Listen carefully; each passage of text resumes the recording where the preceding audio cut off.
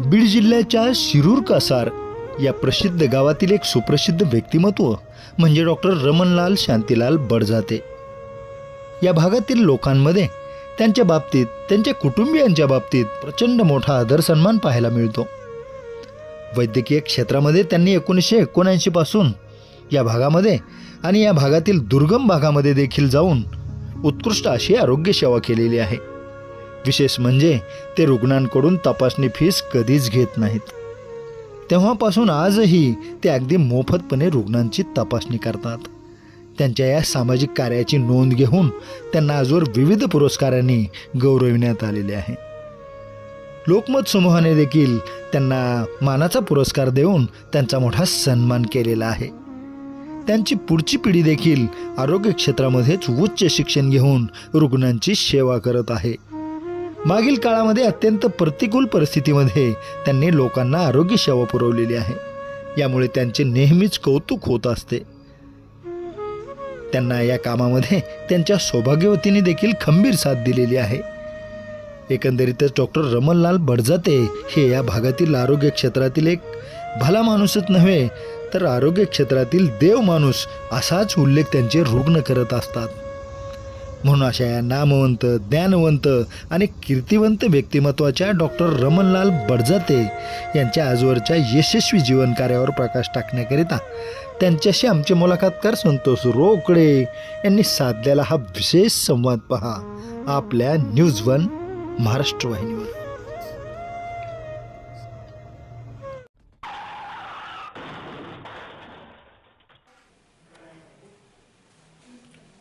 माझं नाव डॉक्टर स्वप्नील रमणलाल बडजाते। माझं शिक्षण MBBS DNB MD मेडिसिन हे झालेलं असून मी मूळचा शिरूर कासार तालुका शिरूर जिल्हा बीड या गावचा आहे। माझे वडील डॉक्टर रमणलाल बडजाते हे शिरूर कासार येथे गेली 47 वर्ष वैद्यकीय सेवा देत आहेत। तर त्यांच्या सेवेच्या प्रेरणेतूनच मी येथे त्यांच्या सेवेच्या प्रेरणेतून व त्यांच्या इच्छेनुसार मी इथे एक हॉस्पिटल सुरू केलं, जे की त्यांच्या इच्छेनुसार व त्यांच्या पूर्वीच्या सेवेनुसार अत्यंत अल्प दरात रुग्णांना जास्तीत जास्त चांगल्या क्वालिटीची वैद्यकीय सेवा मिळावी यासाठी या उद्देशाने गेली 4 वर्षे झाले आमचं यशस्वीरित्या सुरू आहे। तर हे सगळं फक्त माझ्या वडिलांमुळेच हे शक्य झालेलं आहे, कारण की त्यांची एवढी सेवा होती की त्यामुळे मी आणि माझा भाऊ आम्ही दोघेही वैद्यकीय सेवा ते ओघाने चालू। तर त्यामुळे आम्ही अनेक गोष्टी आपल्या वडिलांमध्ये असतात चांगल्या आणि लेकरासाठी, मुलांसाठी ते आपले आयडॉल असतात, आदर्श असतात। तुमच्याही आयुष्यामध्ये ते तुमचे आदर्श आहेत नाही का? हो। वडिलांमध्ये तर खूप चांगले गुण आहेत, तुम्ही त्यांच्यातले कुठले कुठले गुण घेतले ते सांगा आता। त्यांच्यातलं मी सगळ्यात महत्त्वाचं गुण म्हणजे प्रामाणिकपणा व कष्ट करण्याची क्षमता, हे दोन गुण खूप महत्त्वाचे आहे। कारण आमच्या क्षेत्रामध्ये आजकाल खूप म्हणजे म्हणायचं झालं तर एकदम कोणी बोट ठेवतं आमच्या क्षेत्रावर किंवा डॉक्टर हे लुटतात वगैरे, त्या हिशोबाने त्यांचे जे प्रामाणिकपणा आहे तो सगळ्यात महत्त्वाचा। वैद्यकीय क्षेत्रामध्ये खरं तर तुमच्या कुटुंबाचं नाव आहे खरं तर नाही का, म्हणजे बडजाते कुटुंब, म्हणजे तुम्ही सगळी पूर्ण फॅमिली आज या ठिकाणी या क्षेत्रामध्ये प्रामाणिकपणे काम करते, अहोरात्रपणे 24 तास। अगदी तुमच्या पत्नी असतील, तुमचे भाऊ असेल, तुमचे वडील असतील, आजही या वयामध्ये ते 100 लोकांना ते चेक करतात आणि नावानिशी त्यांना ओळखतात गावासहित। तर ही जी बॉन्डिंग आहे या परिसरातील लोकांशी, ही जी बॉन्डिंग वडिलांनी जी निर्माण केली आहे, तुम्ही आज जपली आहे, काय वाटतं बरं जेव्हा आपण सेवा करतो तेव्हा? नाही, खूप समाधान वाटतं ज्यावेळेस पेशंट येतात आम्हाला म्हणतात मी गेली 30 वर्ष झाले तुमच्या वडिलांना दाखवतो, गेली 25 वर्ष झाले फक्त तुमच्या हॉस्पिटल, तुमच्या दवाखान्यातच दाखवतो, आम्ही दुसरीकडे कुठेही गेलो तरी आम्हाला फरक पडत नाही, पुन्हा आम्हाला तुमच्या इथे आल्याशिवाय फरक पडत नाही। हे फक्त आमच्या वडिलांचीच पूर्ण पुण्याई आहे आणि त्यांनी केलेले कष्टाचे ते फळच आहे की एवढे पेशंट समाधानी असतात. बेस्ट.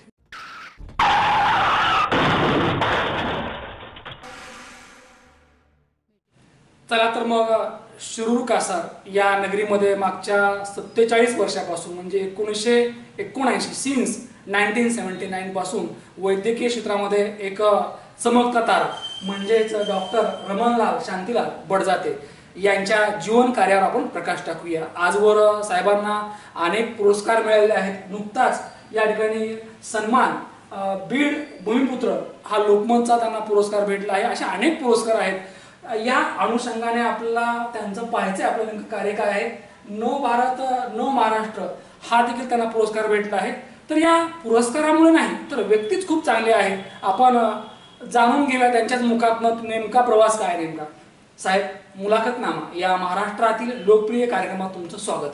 अगदी आज जे आहेत ते तर मला घ्यायचं आहेच, कारण या शिरूर कासार नगरीमध्ये या पंचक्रोशीमध्ये तुम्हाला ओळखत नाही असं कोणी सापडणार नाही. सगळ्यांच्या हृदयामध्ये मनामध्ये तुमचं एक वेगळं स्थान आहे, प्रेमाचं स्थान आहे. आम्हाला जाणून घ्यायचं आहे की तुमचं जे कुटुंब आहे बडजाते कुटुंब, हे कुटुंब नेमकं कुठलं, तुमचं बालपणीचं जे आयुष्य आहे, तुमचं जे बालपणीचं जे गाव आहे ते गाव, तुमचे आई वडील, काय सांगाल याबद्दल.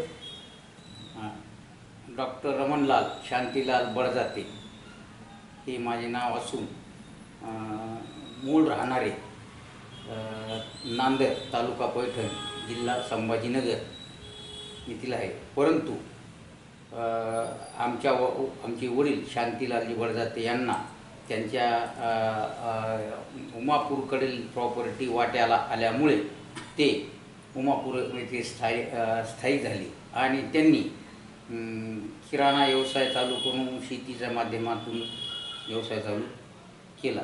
उमापूर या ठिकाणी वडिलांना जिथं प्रॉपर्टी भेटली आणि जिथं ते स्थायिक झाले आणि त्यांचं एक किराणा दुकान होतं नाही का. एक विचार असं वाटतं की वडील आणि आई खरं तर माझ्या हिशोबाने ते देव असत. तर तुमच्या नजरेतनं तुम्ही जे वडिलांना बघितलं तुमच्या शांतीलालजी बडजाते, तर हे वडील कसे होते, त्यांचा स्वभाव कसा होता, ते काय करायचे नेमके आणि त्यांनी तुम्हाला दिलेले संस्कार हे सांगा सर. त्यांचे संस्कार म्हणजे उत्तम असे होते. त्यांचा स्वभाव म्हणजे ताठर स्वभाव असायचा. त्यांना जे चोरी लबाडी दांडगी ही कधीच आवडत नसायची. ती सुद्धा गोरगरिबाची सेवा करायची.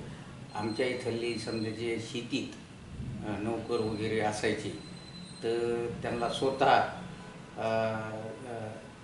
गिरणीतून दळण वगैरे नेऊन दिले आणि काही शेतीत चोरी झाली आणि चोर पकडले आणि कंस असो तुरीच्या शेंगा असो अशा काही प्रकारचे घेतल्या तर पुरात आल्या तर ते म्हणायचे नाही त्यालाच राहून दे त्याच्या चोराला, फक्त पुढं करत नको जाऊ, तू घेऊन जा असं. आणि समजा लोकांनी सांगितलं ह्याच्या विरोधात फिर्याद द्या ह्याच्या ते म्हणजे नाही काही द्यायची नाही ह्याच्या. तर अशा प्रकारचा आमच्या वडिलाचा प्रेमळ स्वभाव होता. मेरे ख्याल से शांतीलाल बडजाते एक ऐसा इंसान था नेकी कर दर्या में डाल. म्हणजे पुण्य करत राहा फक्त, पण त्याची गणना नको, त्याची पुन्हा उजळणी नको, नाही का. आपण आपलं करत राहावं फक्त. साहेब, आपल्या आयुष्यामध्ये वडील आपल्यासाठी हिरो असतात. जसं तुम्ही तुमच्या मुलांसाठी आज हिरो आहात, आदर्श आहात. तर लहानपणी तुम्ही तुमच्या वडिलांना जे बघितलं, त्यांचा रुबाब कसा होता, त्यांची राहणीमान कशी होती, त्यांचं समाजातलं स्थान कसं होतं ते सांगा. त्यांचं समाजातील स्थान म्हणजे उच्च होतं. त्यांच्याकडं टांगा बैल असायचा, जे 2 घोडे असायचे त्याला टांगा. तर त्यावेळेस काही व्हिकल नव्हतं, गाडी मोटर गाडी अशा प्रकारचं नसायचं. सगळ्या प्रकारचे कच्चे रस्ते असायचे. तर कुठं जायचं जे म्हणल्यानंतर ते टांगा बैल असा रोपशीर जुळायचं. समजा उदाहरणार्थ गेवराईला जाणं असो, बीडला जाणं असो, कलेक्टर ऑफिसमध्ये जाणं असो, काही कामानिमित्त तर ते टांगात बसो. शेती वडिलांकडे टांगा होता, एक रुबाब होता नाही का. वडिलांना काय म्हणायचं तुम्ही. आम्ही आमच्या वडिलाला भाऊ अशी म्हणायचो. साहेब, आज खरं तर भाऊ नाही आहेत तुमचे, परंतु भाऊंच्या आठवणी खूप आहेत नाही का. कारण काय असतं की बाप हा आपल्या हृदयामध्ये कायम असतो. तर भाऊंचा जो स्वभाव होता कसा होता, म्हणजे करारी होता का खूप प्रेमळ होता. मग नाही, स्वभाव हा प्रेमळ स्वभाव होता. प्रेमळ स्वभाव होता. तुम्हाला भाऊने जे घडवलं, जे संस्कार दिले ते सांगा आता. म्हणजे त्यांच्या नजरेखाली तुम्ही जे घडलात वाढलात ते सांगा आता. नाही, त्यांनी जे आम्हाला समजा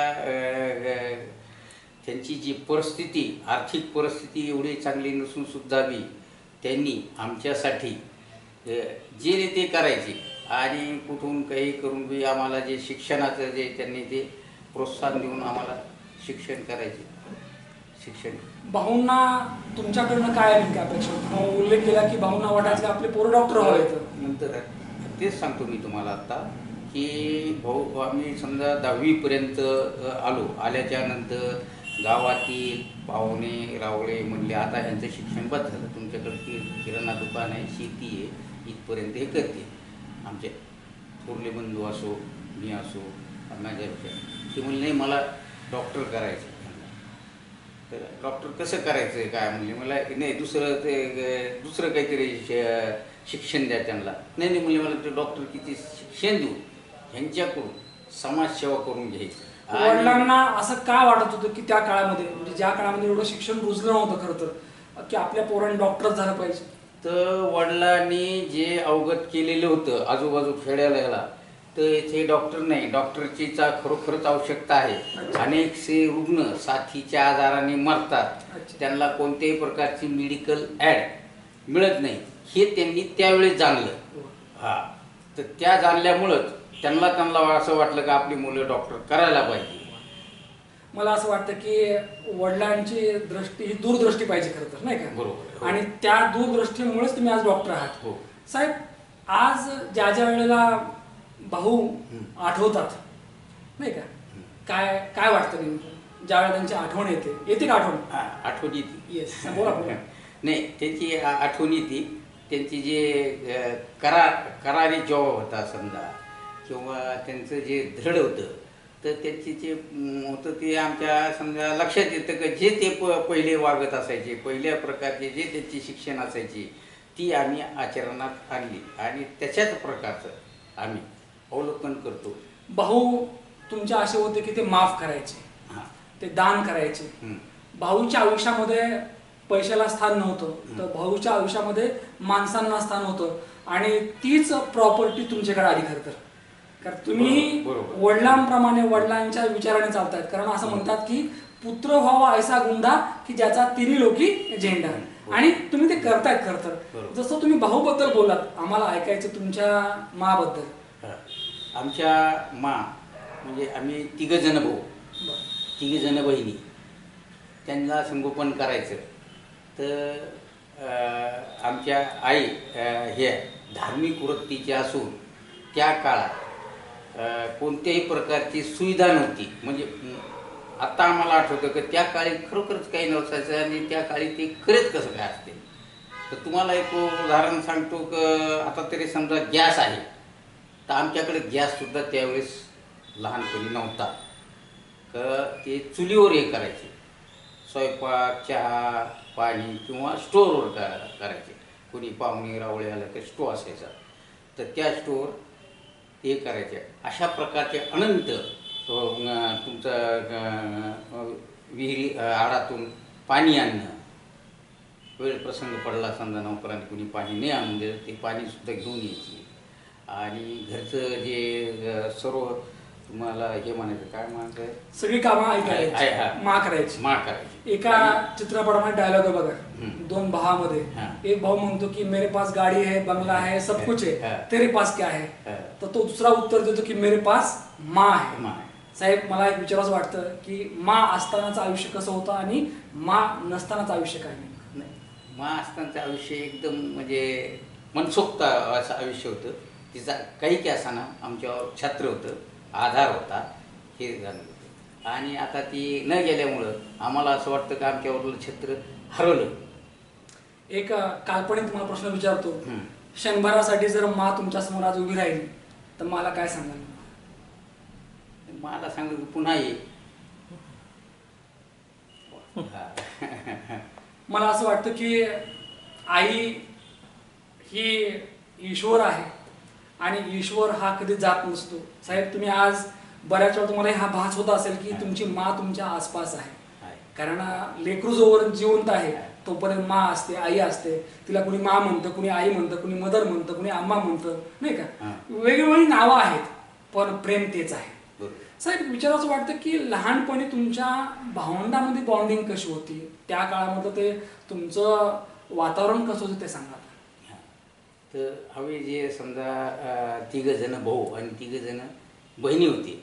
तर आता थोडं किरकोळ कारणामुळं समजा एकमेकाची अशी हे व्हायची, लुटूपुटूची भांडणं व्हायची. ती काय भांडणं खरी नव्हती, नाही खरी नव्हती ती. आणि पण सतत खेळ वृत्तीचे असायचं. आम्ही एकमेकाजवळ खेळायचो, प्रेमवाळात राहायचो. आणि समजा एखाद्याला समजा काही कमी पडलं खाया प्यायला तर म्हणायचं हे आमच्यातली तू खाय, असं प्रकारचं म्हणजे वातावरण एकमेकाबद्दल प्रेम होतं. साहेब लहानपणी तुम्ही जे उत्सव साजरे करायचात, म्हणजे जसं की आजही दिवाळी आहे पण ती मजा नाही, तर तुमच्या आवडीचा सण कुठला होता? नाही, आमच्या आवडीचा सण म्हणजे दिवाळीच होता. ही निश्चित गोष्ट सांगतो मी तुम्हाला.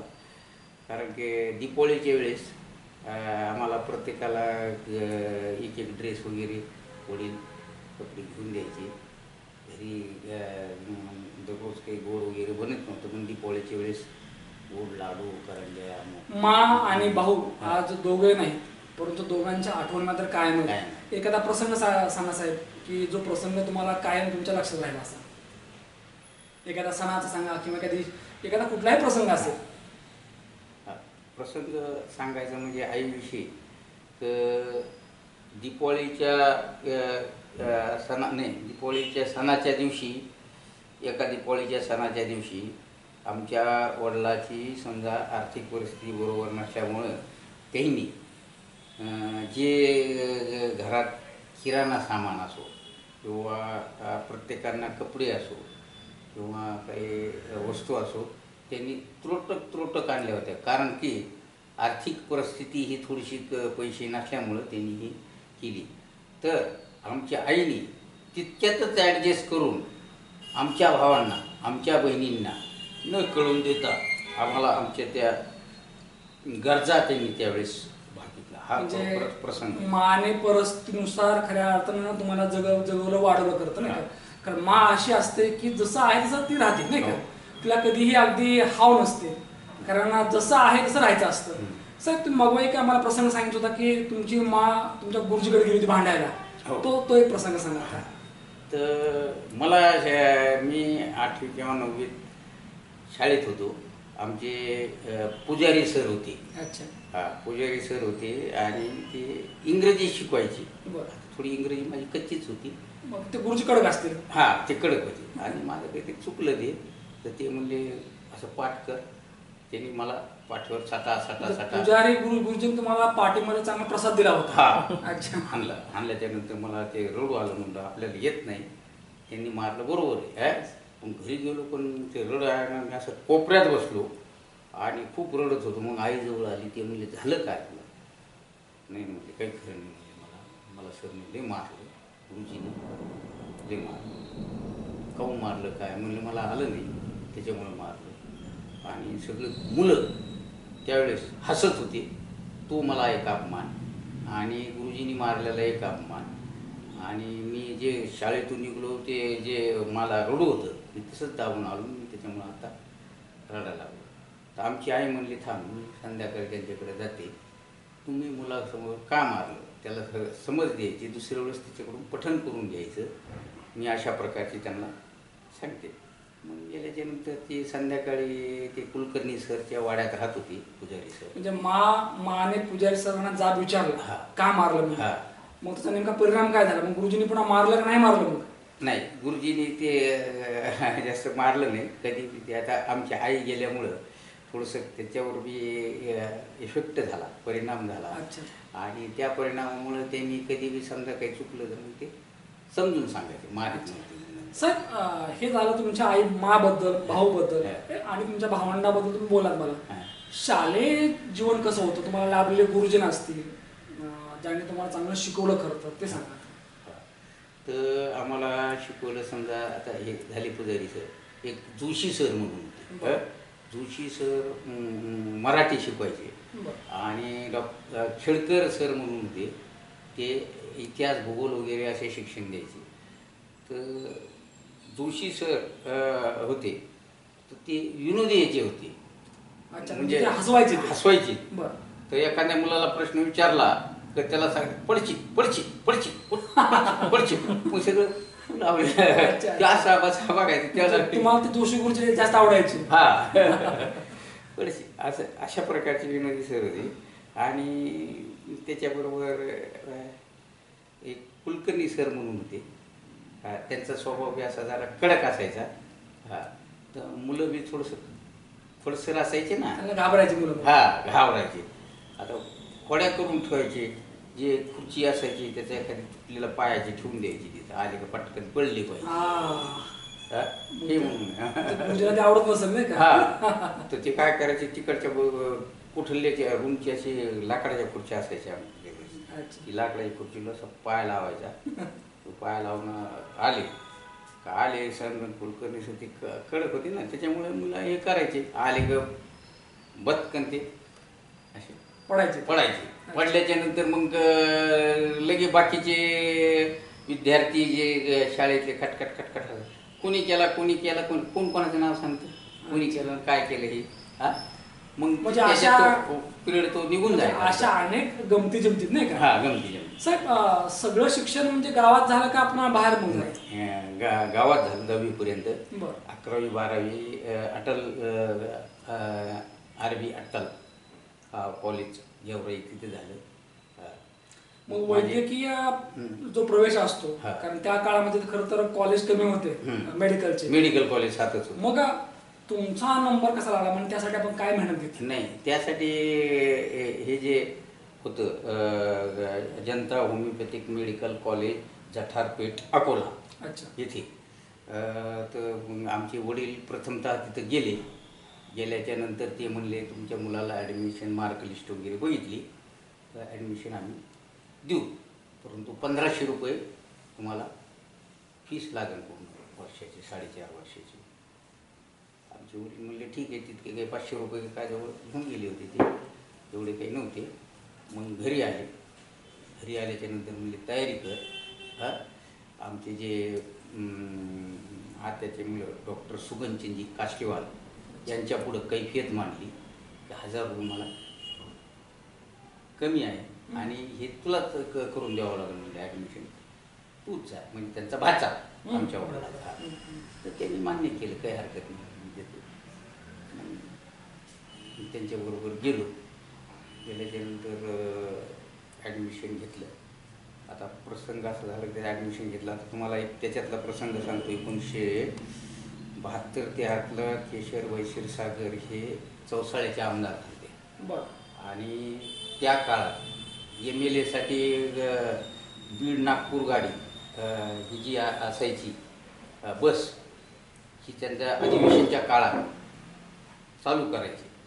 आणि तिथं रिझर्व सीट असायचं MLAला, हे मला मी माहीत नव्हतं. मी गेवराई तिथं बसलो काकू बसलेली होती, एका याच्यावर मोकळी जागा होती अशी, तिथं नाही बसायचं. जाऊन पटकन बसलो तिथं, पटकन जाऊन बसलो तर तिची एक PA होती, काय नाव, ती म्हणली इथं कसा बसले तुम्ही, कंडक्टर आले की इथं कशी काय, तुम्ही मोकळी जागा आहे. आता थोडंसं खानच्या आवाज म्हणून मोकळी न्यायला काय होतं का, त्या झोपायचं काय. काकू म्हणले बसून द्या. मग बसल्याच्या नंतर काकू म्हणले बाळ कुठं चालला. मी म्हणलो अकोल्याला चाललो. म्हणलं कशाला. म्हणलं वैद्यकीय शिक्षण घ्यायला होमिओपॅथिक मेडिकल, आपल्या इथं कॉलेज नाही म्हणलो. तर नंतर लक्षात आलं का हे आपल्या म्हणजे मी बघितलेलं नव्हतं MLA म्हणून आपले आमदार आहेत, माहीतही नव्हते त्याला. मग आम्ही ते म्हणले काही नाही म्हणून पुढच्या वेळेस प्रयत्न करते. आणि बीडला होमिओपॅथिक मेडिकल कॉलेज तू सांगल्यामुळं बरोबर आता लक्षात आलं. आपला विद्यार्थी इथून तर थेट अकोला, नागपूर, मुंबई, पुणा या ठिकाणी जातो आणि आपल्या मराठवाड्यात कोणत्याही प्रकारची, इथं मराठवाड्यात कॉलेजच नव्हती कोणती, फक्त म्हणजे त्या काळातल्या आमदार महोदय हम्म. केशव काकू क्षीरसागर हा.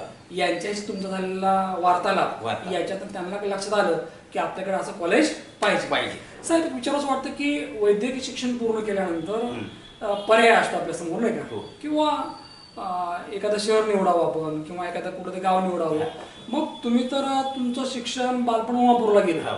नाही का, हम्म. मग तुम्ही शिरूर कासार या नगरीची का निवड केली, काय कारण ठरलं? शिरूर कासार गाव असं हे अंदमान बेटीत होतं. इथं व्यापार फार मोठा होता. म्हणजे किराणा व्यापार असो, कापड व्यापार असो, कटलरी व्यापार असो, 40-80 जे खेडे, हम्म. तर जवळपास कोणत्याही प्रकारचं इथं शहर नव्हतं. परंतु इथं दळणवळणाची व्यवस्था नव्हती. इकडं थेट रायमोपर्यंत गाडी यायची, बिडू एस.टी. इकडून जे यायची जामखेडून ते सिंदफणापर्यंत यायची, म्हणजे इथून 5-7 किलोमीटर. आणि इकडून नगरहून पाथर्डी मार्गे जी गाडी यायची ती टाकळीपर्यंत यायची समजा. तर इथं इथपर्यंत पाऊस काळाच्या दिवसात यायचे नाही. समजा पाऊस काळ उघडल्याच्या नंतर पुन्हा यायच्या. तर अशा काळात या लोकांना जे वैद्यकीय जे सेवा पाहिजे असेल झाल्या लोकांना डॉक्टरची ती मिळत नव्हती. इथं जे शिरूरच्या आत फक्त 2च डॉक्टर प्रॅक्टिस करणारे होते, डॉक्टर पालवे आणि डॉक्टर पानसंभाळ. आणि एरिया मोठा असल्यामुळं ते काही तितक्याला पुरत नव्हते. म्हणून आमची जी आत्याचे मुलं आहे नेहमीची जी चुडीवार, ह्यांच्याकडं इथल्या व्यापाऱ्याने आग्रह केला, एक डॉक्टर बघून आण, काही कर. परंतु एक डॉक्टर आण. आमची लय हाल होती म्हणली इथल्या आमची सगळी. कुठं काही बिलकुल दुखायला लागलं तर कुठं जावं. आणि साधन नसायचे ना, आता काही नाही, पण त्यावेळी बिलकुल साधनच नसायचं. बरोबर होतं त्यांचं. आणि मग त्यांना माहीत होतं का माझं झालेलं आहे शिक्षण पूर्ण, मी प्रॅक्टिस बी केलेली आहे आणि पूर्ण परिपूर्ण मी आहे हे त्यांना माहीत होतं. मग ते आले उमापूरला. तसे आल्याच्या नंतर मला म्हणले चल आपल्याला ह्याला जायचं तुम्ही शिरूर कासार दवाखाना वगैरे. म्हणलं कधी गाव माहीत नाही, कुठं काय आहे काय नाही. म्हणलं काय करायचं चल असं.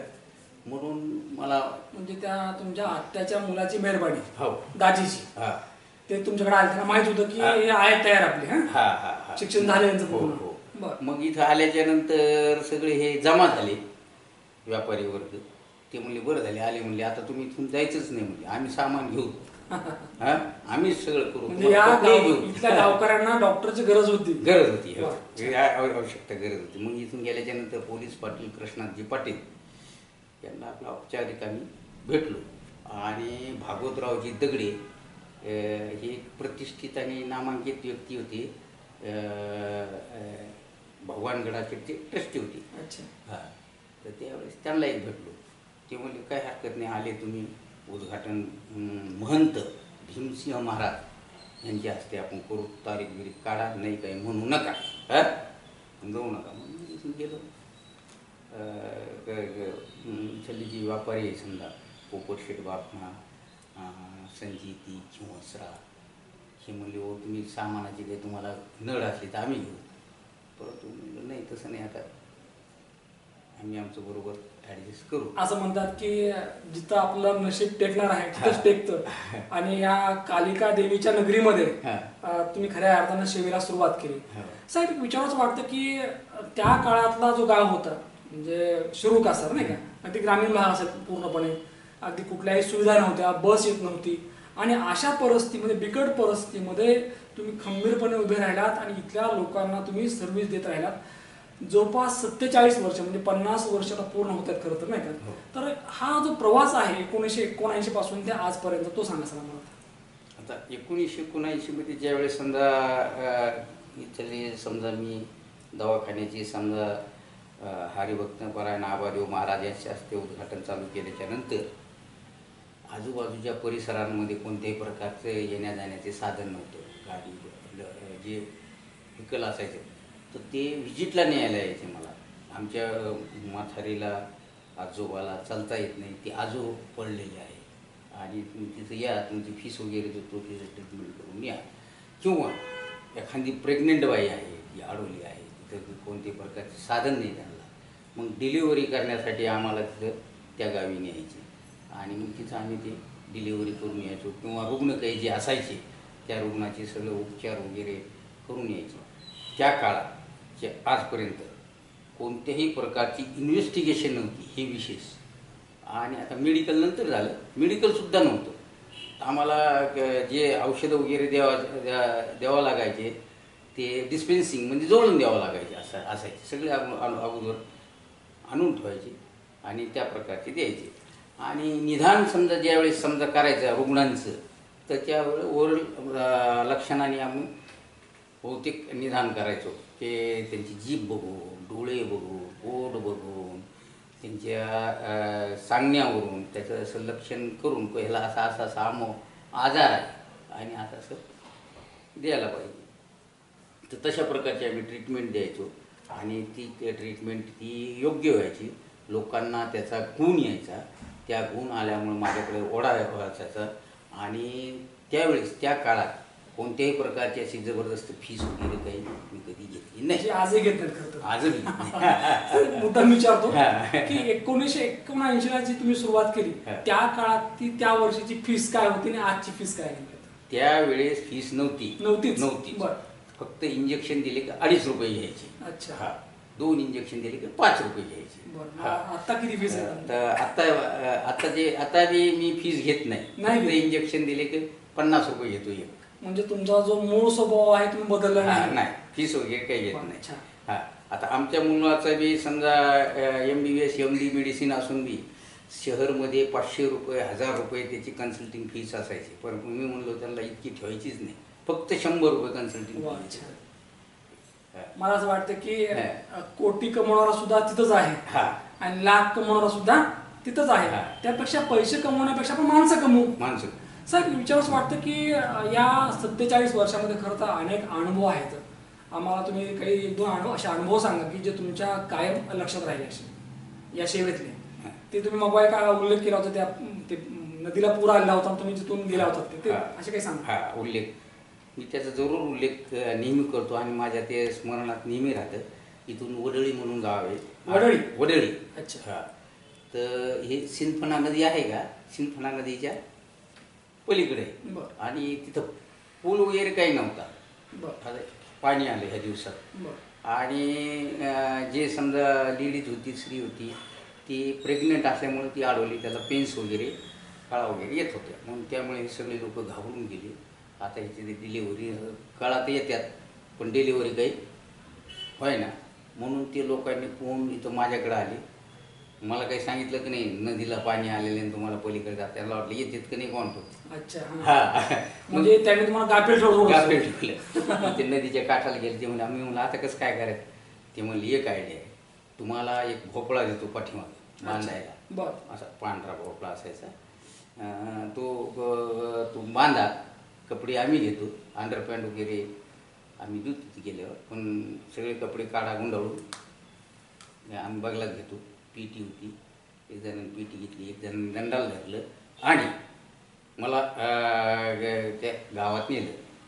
जी समजा प्रेग्नंट बाई होती, लेडीज होती, तिथे असह्य वेदना असल्यामुळे इंजेक्शन वगैरे काही दिले आणि त्याच्यानंतर प्रसूती झाली. त्याची जे प्लॅसेंट्रा वगैरे होती सगळं कट केलं. सगळं व्यवस्थित झालं. आता म्हणलो ते म्हणले आता फीस किती मागा तुम्ही. म्हणून माझ्या हिशोबाने द्या, कारण जीव महत्वाचा असतो आणि त्या महिलेचा, त्या माऊलीचा तुम्ही जीव वाचवा. त्यामुळे तिथं पैशाला किंमत नव्हती खरं, कारण तुम्ही तिथपर्यंत गेला हे खूप महत्वाचं होतं. साहेब, अशा अनेक प्रसंग आहेत खरं तर, नाही का. तुम्ही मग उल्लेख केला होता की तुमच्याकडे आलेला जो पहिला पेशंट होता त्याला तुम्ही आजही ड्रेस घेता, कपडे घेता आणि त्या जो होता पेशंट चांदणे नावाचा, त्याच्या मुलाच्या हस्तेच तुम्ही तुमच्या दवाखान्याचं परत उद्घाटन केलं. तर ती आम्हाला थोडी स्टोरी सांगा. तर त्यावेळेस ज्यावेळेस समजा हरिभक्त परायण आबादेव महाराज यांच्या हस्ते उद्घाटन झाल्याच्या नंतर प्रथम पेशंट कोणतं करायचं. तर आमच्या इथले व्यापारी, कापडाचे व्यापारी आमचे स्नेही पोपटशेठ बापना म्हणले. ते अपंग होता तो सर्जेराव चांदणे. आणि तो चलत चलत चलत ते उद्घाटन झाल्यावर आला. ते म्हणजे घेऊन आलेला आहे, ह्याला प्रथम करावं लागेल. परंतु तो अगोदरच म्हणला माझ्याकडे 30 पैसे, 20 पैशाचा ठोकळा 10 पैसे. म्हणजे त्याने आधीच क्लिअर केलं पैसे नाहीत, पण माझ्याकडे 30 पैसे आहेत. मला तपासून तुम्हाला इंजेक्शन द्यावंच लागेल. मी आपलं तपासलं, 30 पैसे घेतले, खिशात टाकले, दिले. म्हणजे त्याला तुमची गोळ्या ती- बिळ्या तुमची ती पहिली लक्ष्मी 30 पहिली पैसे. लक्ष्मी, हा 30 पैसे, एक 10 पैसे आणि 20 पैसे. 20 पैसे. तर मग त्यापासून जे सुरुवात केली, तर दरवर्षी तो यायचा, त्याला ड्रेस वगैरे मी काही घ्यायचो आणि दीपावळीला गिफ्ट वगैरे असं त्याला द्यायचो. म्हणजे ते जे आहे तो पहिला आलेला पेशंट चांदणे नावाचा, हा. त्याने जे तुम्हाला जे 30 पैसे दिले होते हा. ते आज जपून तुम्ही ठेवलं का ते खर्च गेले? खर्चून गेले ते? नाही, खर्च नाही, आता कुठे गेले पण ते लक्षात आहेत. आहे, फक्त लक्षात आहे. आता इतके ते पण ते जुने नाणे होते ना तुमची ते. जी बॉन्डिंग आहे, जे हा. प्रेम आहे त्या कुटुंबाशी, ते आजही आहे. आजही आहे आणि ते बी करतात ते. दरवर्षी तुम्ही त्यांना कपडे घेता? कपडे घेतो आणि फराळाची किट देतो, म्हणजे दीपावळीच्या दिवशी. अच्छा. त्यांची जे मिसेस आहे त्यांना पातळ वगैरे देतो आणि जो मुलगा आहे त्याला ड्रेस करतो दरवर्षी आपलं. ते म्हणजे नको आम्हाला यावेळेस. मी म्हणलं तुझी मला वडिलांची असं आठवण वाटतंय आहे. की त्या चांदणे नावाच्या ज्या पेशंटने खऱ्या अर्थानं तुमच्या आयुष्यामध्ये चांदणं पेरलं खरं तर, नाही का? बरोबर. चांगलं मला खरं तर. बरोबर. साहेब विचार असं वाटतं की आज 47 वर्ष आहेत खरं तर, 47 इयर्स. मागे वळून पाहताना आज काय वाटतंय?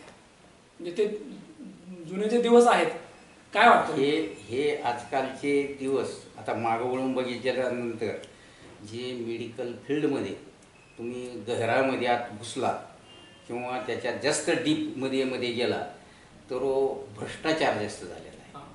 म्हणजे आता ह्या मुलाखतीत मी मुद्दाम सांगतो तुम्हाला की अनावश्यक जे इन्व्हेस्टिगेशन करण्याची आवश्यकता नसून सुद्धा बी जे समजा फिजिशियन MD जे डॉक्टर्स आहेत किंवा ऑपरेशनचे जे डॉक्टर्स आहेत, अनेक प्रकारच्या इन्व्हेस्टिगेशन करून त्याला चकनाचूर करतात.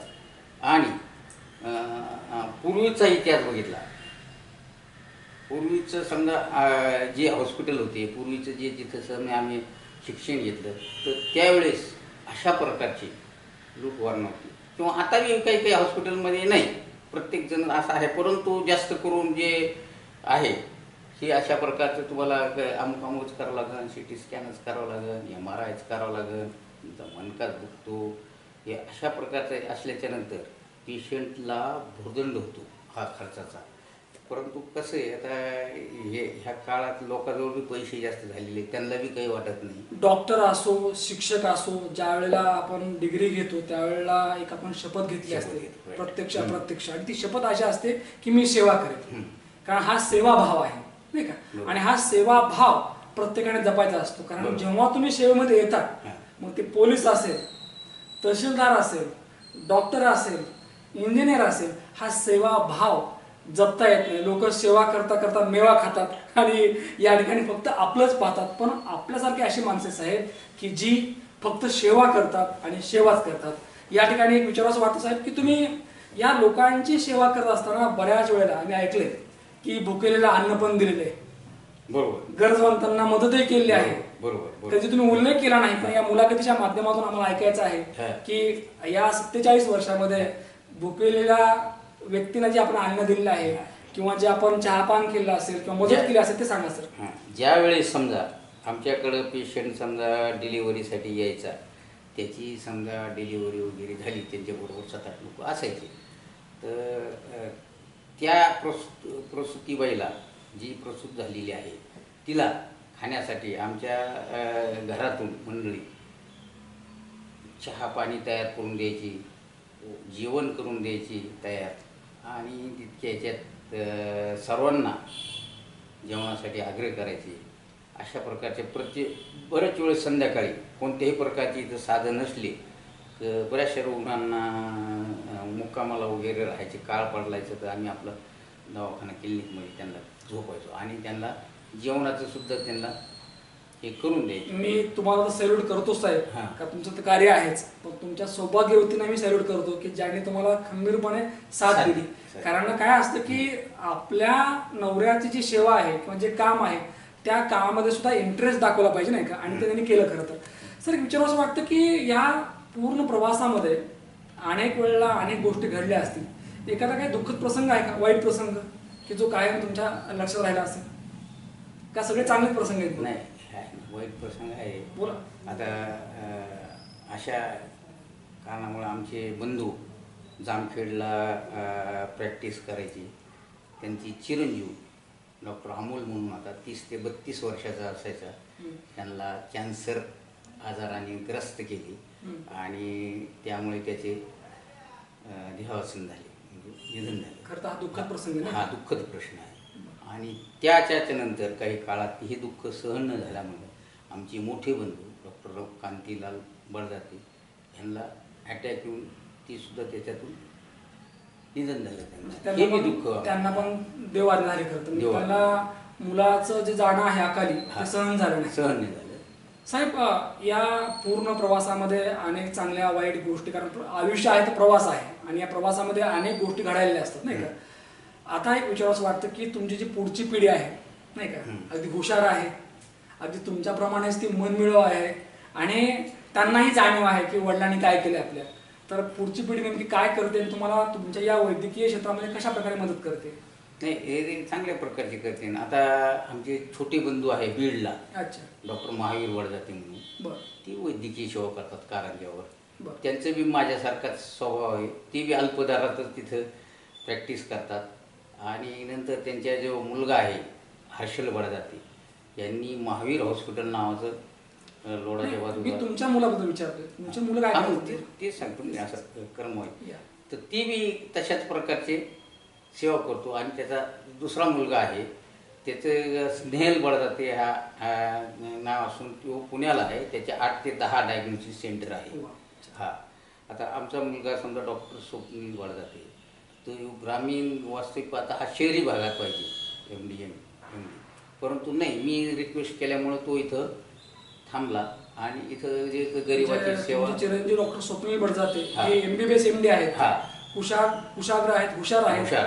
तसं त्यांचं स्थान म्हणजे अगदी महानगरामध्ये पाहिजे खरं तर. महानगरमध्ये. पण ते तुमच्या आग्रहास ते आज इथं गावात इथं आहे. थांबली ती. हा. बरं. आणि आम्ही ऐकलं की त्यांची सुद्धा फीस खूप कमी आहे. हो, ते तर समजा महानगरमध्ये 500-1000 रुपये कन्सल्टिंग फी घेतात. हां, परंतु मी सांगितल्यामुळं ते फक्त 100 रुपये फीस ॲम्ब्युलन्सची रुग्णाकडून घेतात. म्हणजे तुमचे चिरंजीव 100 रुपये घेतात फक्त आणि तुम्ही तर आजही फीस घेत नाही. फीस नाही घेत. वा. मला तर असं वाटतं की तुम्ही आज जरी फीस मागितली तर तुम्हाला फीस किती पण मिळेल की, मिळेल. पण तुम्ही फीस घेत नाही, नाही. नाही घेत. जी तुम्ही जी सेवा केली सुरुवातीपासून हा. ती कायम ठेवली, कायम ठेवली तशी. बदल केला नाही. नाही. एक विचाराचं वाटतं की काळानुसार लोकांमध्ये बदल झाला नाही का. लोकांच्या दृष्टीने पैसा हा सर्वस्व आहे. तुम्हाला कधी असं वाटलं नाही का की भरपूर पैसे कमवावेत? नाही, ईश्वर कृपेने ह्या सेवेच्या माध्यमातून मला जे मिळत गेलं तर ते मला भरपूर असं वाटलं आणि त्या माध्यमातून मी आपलं उपजीविका भागत राहिलो. असं मला नाही वाटलं की पुढं आपल्याला डॉक्टर साहेब, विचारावंसं वाटतं की पुरस्कार भेटले म्हणून ही मुलाखत नाही खरं तर तुमच्यातला माणूस आजही जिवंत आहे, माणुसकी आहे म्हणून ही मुलाखत आम्ही आयोजित केली होती. तर आयुष्यामध्ये विचारावंसं वाटतं की पैसा मोठा का माणुसकी मोठी, ते सांगा एकदा. नाही, पैसा मोठा नाहीच, माणुसकी मोठी आहे. आपण मनुष्य धर्म पाळला तोच आहे. आणि ज्यावेळेस समजा आपण हे म्हणतो वैद्यकीय सेवा ही मानव सेवा धरून चाललं तरच ती आहे. किंवा पैसा हे स्वरूप त्याचा दिलं तर त्याला वेगळं वळण लागतं. पैसा हे नवभारत नवराष्ट्र या पुरस्काराने सन्मान झाला. हा. परंतु त्याही पेक्षा लोकमतने दिलेला जो आहे बीड भूमिपुत्र हा जो सन्मान सोहळा होता किंवा हा जो पुरस्कार आहे, या पुरस्काराने तुमचं नाव अगदी प्रत्येक घराघरामध्ये गेलं खरं नाही का. प्रत्येकाला माहीत झालं की शिरूर कासारा नगरीमध्ये असं एक व्यक्तिमत्व आहे की ज्या व्यक्तिमत्वाने मागच्या अनेक वर्षापासून लोकांची मोफत सेवा केली आहे. तर काय वाटतं बरं नेमकं, हे जेव्हा पुरस्कार मिळतात, सन्मान होतो? नाही, माणसाला थोडं समाधान तर, हे पुरस्कार मिळाल्याच्या नंतर समाधान तर वाटतं ना. आपल्या कार्याचा कुठेतरी गौरव केला, कोणीतरी उल्लेख केला. ज्याप्रमाणे असा समजा तुम्ही ते कुठेतरी ऐकून आमचे चॅनलवर आज याच पुरस्काराप्रमाणेच इथं जे आलोय मी इतकं दुरून, हां, न्यूज वन महाराष्ट्र चॅनलच्या वतीने मी तुमचा गौरव करतोय, तुमच्या सेवेचा गौरव करतोय. हे. खरं तर हा गौरव एका व्यक्तीचा नाही तर एका चांगल्या व्यक्तीचा आहे. तर काय वाटतं? नाही, त्याबद्दल मी महाराष्ट्र चॅनल यांचे धन्यवाद मानी. आणि आपण जे आमच्याबद्दल इतक्या दूर येऊन मुलाखत घेतली त्याबद्दल आम्ही त्याचे कृतज्ञ आहोत.